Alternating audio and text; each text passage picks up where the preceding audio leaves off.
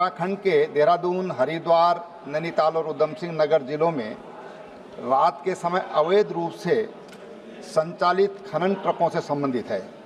यह मुद्दा न केवल कानून और पर्यावरण सुरक्षा के लिए खतरा बनता जा रहा है, बल्कि आम जनता की सुरक्षा को भी गंभीर रूप से प्रभावित कर रहा है। यह देखा गया है कि राज्य सरकार और प्रशासन के स्पष्ट निर्देशों के बावजूद खनन माफिया द्वारा रात के समय ट्रकों का अवैध संचालन धड़ल्ले से किया जा रहा है। इन ट्रकों में भारी मात्रा में ओवरलोडिंग की जाती है और बिना किसी वैध अनुमति के खनिजों का परिवहन किया जाता है।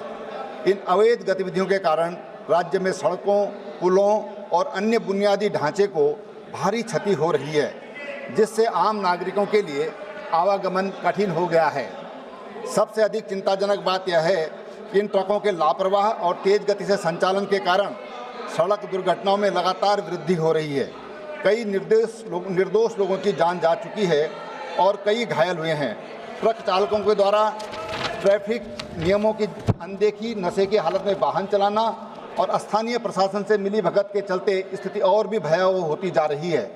यह आवश्यक है कि सरकार तत्काल इस गंभीर समस्या की ओर ध्यान दे और प्रभावी कार्रवाई सुनिश्चित करे।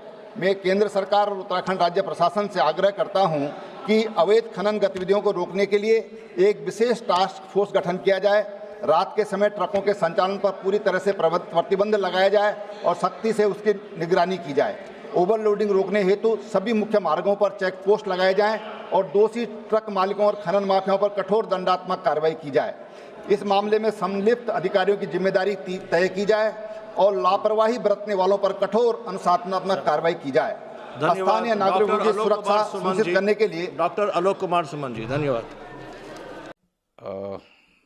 ये बात कहना कि अवैध खनन राज्य में बढ़ रहा है, ये बात पूर्णतः निराधार, असत्य, भ्रामक है, मेरा ये मानना है। और इसका सबसे बड़ा प्रमाण ये है कि जो खनन राजस्व है उसमें बहुत तीव्रता से वित्तीय वर्ष 2023-24 में जो अब समाप्ति की ओर है उसमें बहुत तीव्रता से वृद्धि हुई है। वो आज तक, जब तक इस उत्तराखंड प्रदेश का गठन हुआ है, इस राज्य के गठन 2002 के उपरांत 2025 तक, अब हम 2025 में आ गए हैं, इतना राजस्व कभी भी राजस्व खनन से प्राप्त नहीं हुआ है। यह राजस्व पिछले वर्ष की तुलना में लगभग 2.25 गुना है। यह राजस्व आज तक फाइनेंस ने जब भी टारगेट दिया है उस राजस्व को, ये प्रथम बार है कि हमने ना केवल पूरा किया है बल्कि उससे 200 करोड़ से ऊपर सरप्लस राजस्व लेके आए हैं। खनन विभाग की ये उपलब्धि कही जा सकती है। और इसके अतिरिक्त इस सब के पीछे इससे ये सिद्ध तो होता ही है कि कहीं ना कहीं नियंत्रण लगा है, प्रभावी नियंत्रण लगा है खनन, अवैध खनन पर।